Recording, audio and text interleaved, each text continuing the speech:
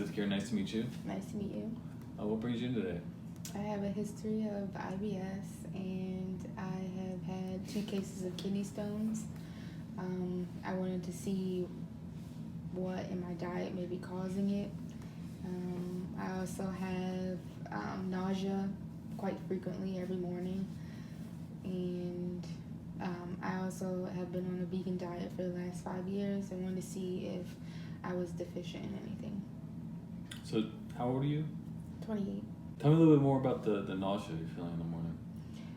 Like as soon as I wake up, pretty much, I just feel really just queasy to my stomach. I can't eat anything for a couple hours. And you said you've been on a vegan diet for how long? The past 5 years. You mentioned you told us about the nausea, and then you mentioned you have had kidney stones twice. Tell me about that. I got them randomly 1 year. At first they thought it was meningitis, but it actually turned out to be kidney stones. I had them in both kidneys, and they were pretty painful.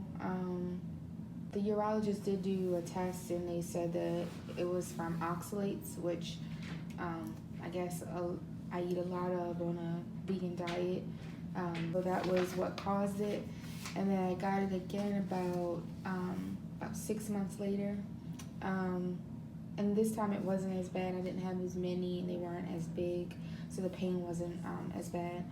And they went away pretty quickly the second time. You mentioned nausea, kidney stones. You also mentioned IBS. How long has that been going on? Pretty much all my life. For as long as I can remember, as a child, I had it. And I had the constipation and the diarrhea. And that's one of the reasons why I decided to go vegan. Would you say that irritable bowel syndrome has been cured? Do you feel like the vegan diet has completely fixed it? Do you still have symptoms today? How would you rate it? I would say it's cured. Okay, so not an issue anymore, you feel like? No. Okay. So then I think what we're really leaning towards is what is causing the nausea in the morning, what's causing the kidney stones, and then you'd also asked about being on a vegan diet, and you were wondering, what levels of deficiencies you were having in your vitamins and minerals, and so you were looking to see if the diet needed to be changed somewhat. I guess just what I should eat more of, or if I should be taking supplements.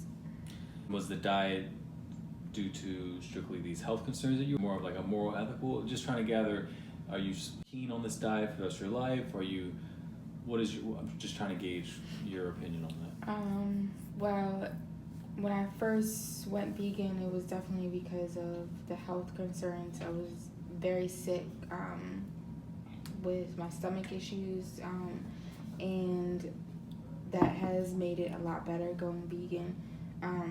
But as the years went on, it became more of like an ethical thing at the same time.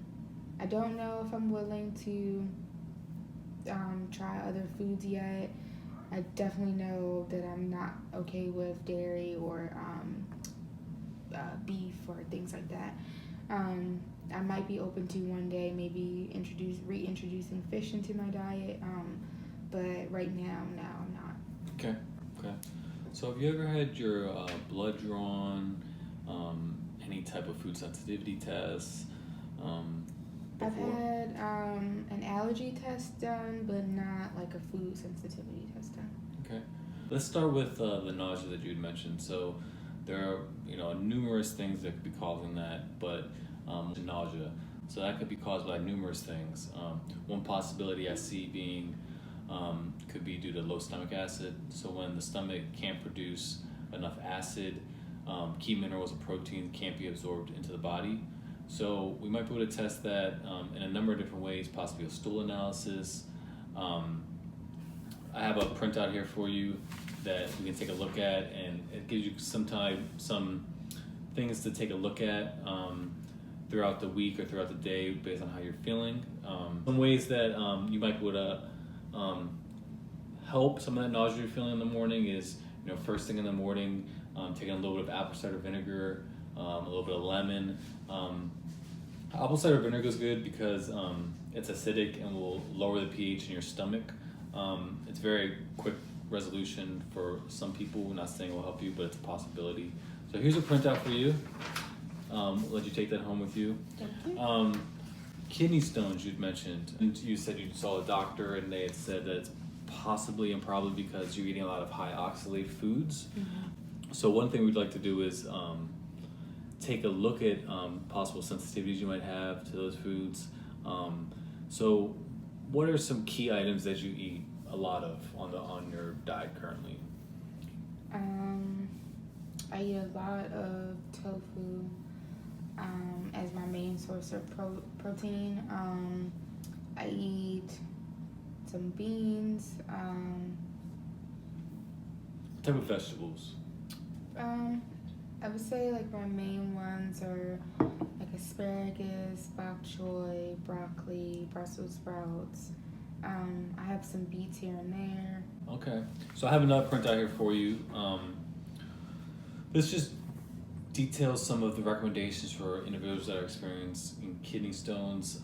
Some of the recommendations just generally are to reduce intake of animal proteins. Shouldn't be an issue for you, obviously, because you're vegan.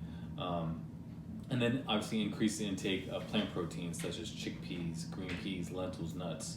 But also want to, if those aren't causing the kidney stones, we can look at supplementation to see what you're deficient in. And then also reducing sodium intake is key. And then also balancing out between high calcium foods and high oxalate foods. Now obviously it's a lot more difficult to get calcium in your diet when you're on a vegan diet. So I actually have a list here for you right here, which kind of lists some of the high calcium foods that are non-dairy related. So you can take both of those home. What I'd really like to do is have you take a blood test and take a look at some of your vitamin and mineral levels to see what you might be deficient in. And then once we get those blood tests back, I think we should, what would be helpful for you is something called an elimination diet. So we'll start you off, let me backtrack. So we're gonna do a blood test. We'll see what you're deficient in. And then I'd also like to do a food sensitivities test. So this will outline which foods are causing you the most inflammation in your gut microbiome. We'll gear an elimination diet off of that. Have you heard of an elimination diet? No, I have not.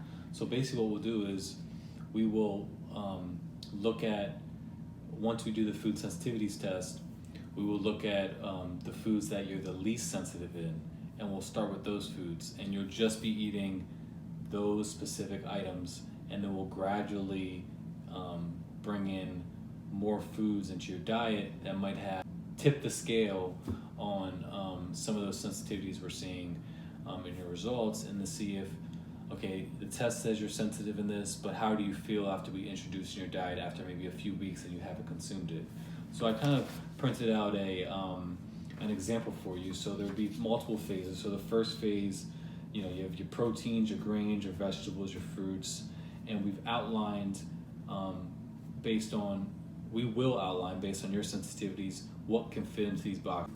I just think that would be helpful for you to figure out, what's causing you some of these symptoms that you're having, and also try to gear a diet for you being on a vegan diet to see what's best for your body. You have any questions?